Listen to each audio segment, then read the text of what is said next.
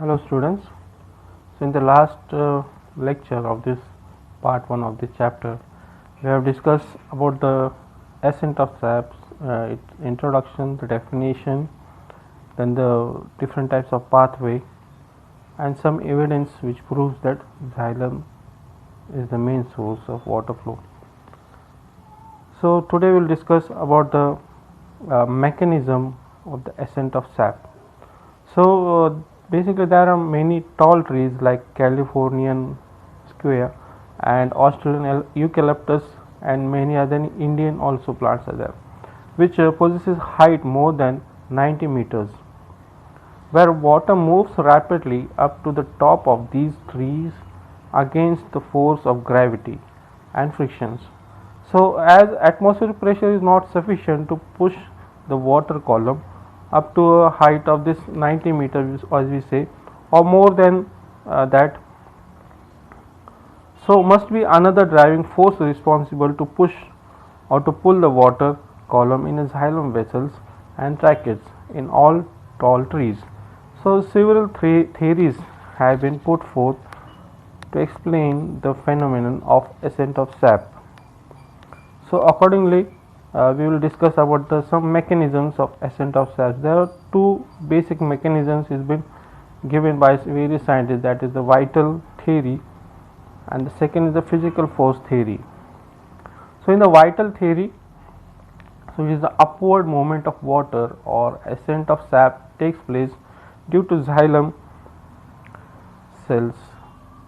Okay, so basically there are some scientists like Lucy and Sir J.C. Bose.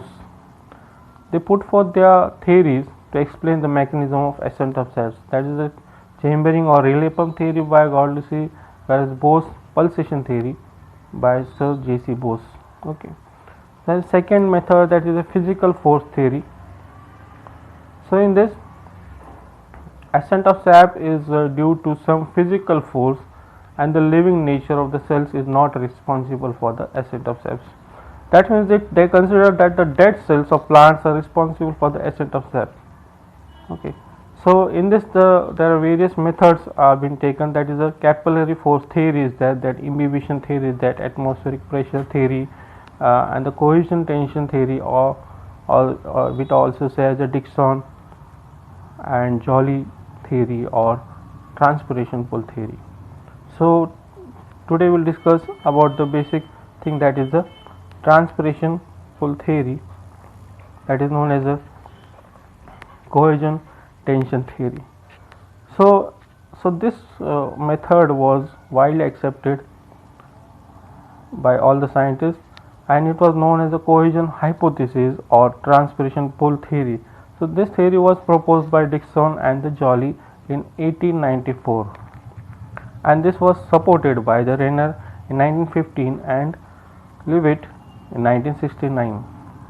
So basic assumption is, what was the assumptions? So in this, the ascent of sap is purely a physical process. So this does not require metabolic energy, and even if it is negligible, okay, so the energy for the upward movement of water column is provided by transpirations. So according to this theory, the water from a continuous column from the base of the plant to its top and remains under cohesive tension due to transpiration pull. So water lost from a mesophyll cell, that we say as due to transpiration, develops pulling force. So this pulling force puts the cells under tension. So water has a very high cohesive, that we say as a mutual attraction force. So this is due to the formation of hydrogen bonds between water molecules. So water also shows force of adhesion with the walls of xylem vessels and tracheids. So because of the cohesive and the adhesive forces, water molecules from the continuous column in the xylem elements from root to the tip of the plant. Okay. So water columns is continuous with the transferring leaf cells of the walls of the absorbing root cells by the xylem conductive tissue systems, we can say. So, the basic mechanism in this is the role of mesophyll tissue is an important in the water translocation one. So, in the transpiration, water lost from mesophyll tissues, and this lost water is pulled by the from the adjacent cell and ultimately the conductive tissues. So, in this osmotic pressure in mesophyll cell and xylem cells of the leaf increases. Okay. So, water present in the xylem cells is placed under tension.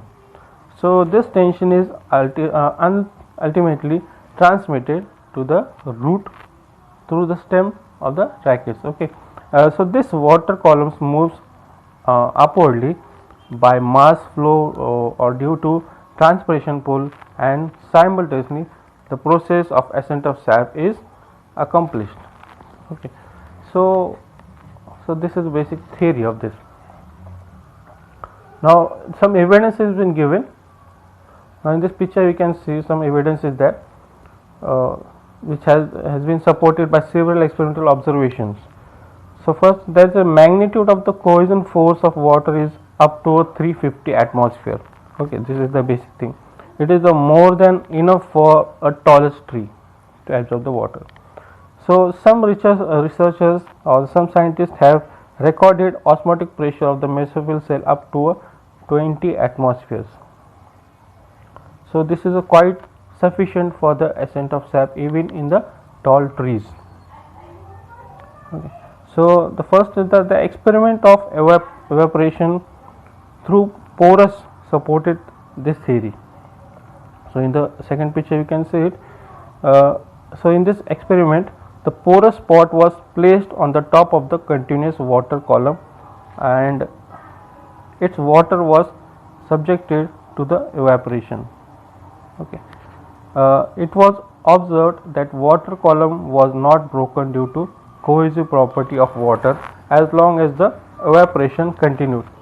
The similar kind of mechanism might be operating to raise water to the top of a tree. So, there was some scientist that was a Kramer in 1960, by using dihydrographic measurement observed a decrease of trunk diameter. That is another evidence he has been given. And another one in the picture we can see is the first picture, that is it was given by the Zimmermann in 1965. He pointed out that potential difference of 45 atmosphere is required for transport of water in tall plants, and magnitude of the cohesion force of cohesion force of water is up to 350 atmosphere.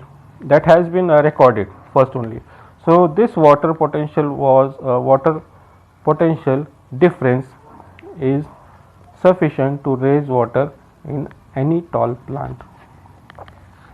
So, basically a small plant can absorb about 45 atmosphere. So, in a tall plant that much capacity it must be having. So, Zimmermann supported this by giving this evidence. Okay. So, objections are there. We can say objections were of cohesions. There was some evidence, positive as well as negative one also. So, there is a chance of entering gas bubbles in water column due to the vapor variations in temperature during day and the night time. This is one type of objection. So, this might break the continuous of water column. However, this objection has been clearly ruled out by the clarity has been given by the Melbourne and Johnson in 1966. So, they observed that since there are several rows of continuous water channels run together, the water continuity is maintained by side tracks. Okay. So, whenever tension is revealed or by we can say by rain or by simply at the night time, so the gases are dissolved in solution and column becomes continuous. So this is the objection. So this theory assumes tracheids to be more efficient than vessels in conduction. This is another objection. However, in angiosperm, the dominant flora of this earth, we can say, have vessels as the best conductive tissues. In spite of this several weakness, and the theory still remains the most reasonable single explanation for the rise of the liquid in plant body. So it has been realized that the ascent of sap cannot be explained by the single theory, but it has the effect of all these theories will be helpful in knowing the process of the ascent of sap.